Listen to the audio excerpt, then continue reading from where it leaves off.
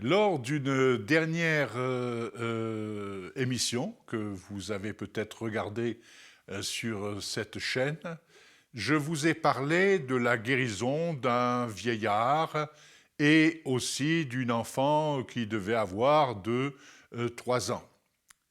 Aujourd'hui, je vais vous parler d'une guérison de masse que Dieu a fait dans une de mes campagnes d'évangélisation en Afrique.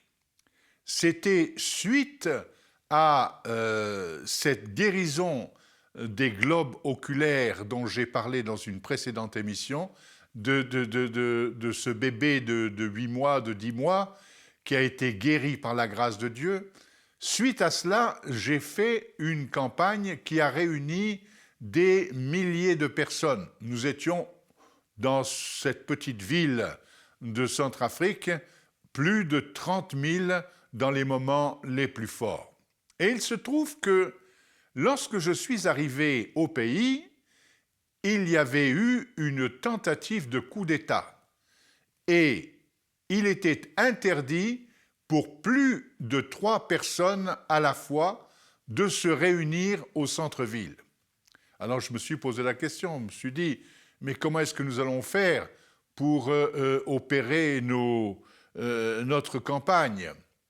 Et je connaissais bien le chef de l'État, qui était devenu un ami avec le temps, et j'ai été le voir en lui disant, écoutez, monsieur le président, je suis un peu gêné parce que on ne peut pas se réunir à plus de 3 personnes et vous pensez qu'il y aura plus de 3 000, peut-être, il y aura peut-être 30 000 personnes. Il me dit, non, mais monsieur le pasteur, il n'y a pas de problème. Pour vous, vous pouvez faire la campagne. J'enverrai simplement quelques policiers et quelques gens de l'armée avec des fusils.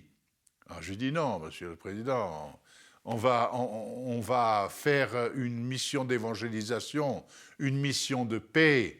Il ne faut pas que les gens viennent avec un fusil. Il me dit, ok, d'accord, ils ne viendront pas avec un fusil, ils viendront simplement avec un bâton. J'ai dit, écoutez, qu'ils viennent avec un bâton, il n'y a pas de problème. Mais le chef de la sécurité était totalement méfiant sur ce que je faisais et sur les miracles supposés que nous avions opérés avec l'aide de Dieu dans de précédentes missions dans cette ville et dans d'autres villes. Donc, à la fin de chaque réunion, je ne pouvais pas prier personnellement pour les gens, mais je faisais une prière globale en disant, voilà, vous qui êtes aveugles, eh bien, posez vos mains sur vos yeux et au nom de Jésus, recevez la vue. Et à la fin de la prière, je demandais aux personnes qui avaient été touchées par la grâce de Dieu de lever la main. Et ces personnes-là levaient la main, elles étaient nombreuses. Ce que je ne savais pas, c'est que le chef de la sécurité envoyait ses équipiers vers ces personnes qui rendaient témoignage d'une guérison pour prendre leur nom et leur adresse.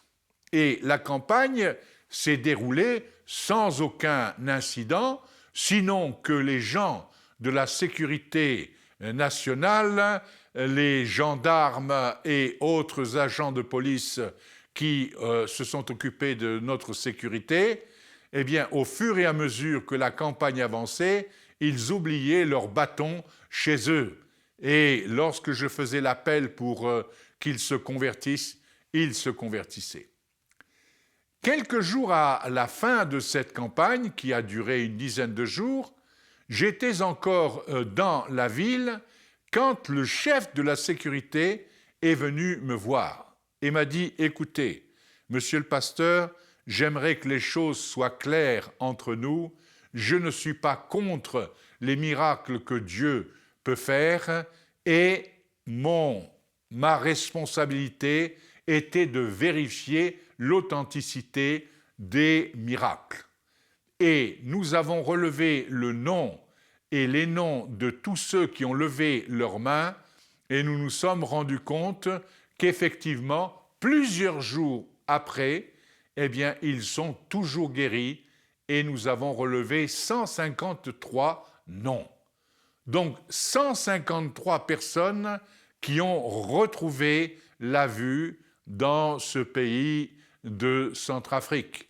Et là, nous pouvons que bénir Dieu qui confirme sa parole par des signes, des prodiges et des miracles. Il est dit, ils imposeront les mains aux malades et les malades seront guéris. Mais comment imposer les mains à des dizaines de milliers de gens? Ne pouvant imposer les mains, je demandais aux gens de s'imposer eux-mêmes leurs mains en mettant une main sur la partie de leur corps qui était malade, et c'est ainsi que nous avons vu beaucoup de guérisons, d'estropiés, de paralytiques se produire dans ce pays.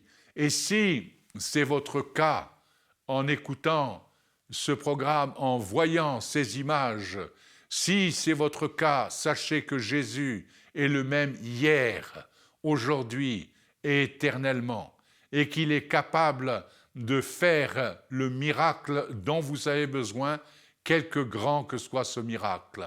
Seigneur, je te remercie de toucher maintenant celui ou celle qui touche ta main par la foi, qui touche le cœur de Dieu par sa prière, en te demandant vraiment de le guérir, de le rétablir, de le toucher, de le restaurer, de le rénover totalement. Merci, mon Dieu, parce que tu écoutes les prières, tu agis, tu interviens, ta parole est pleine de grâce.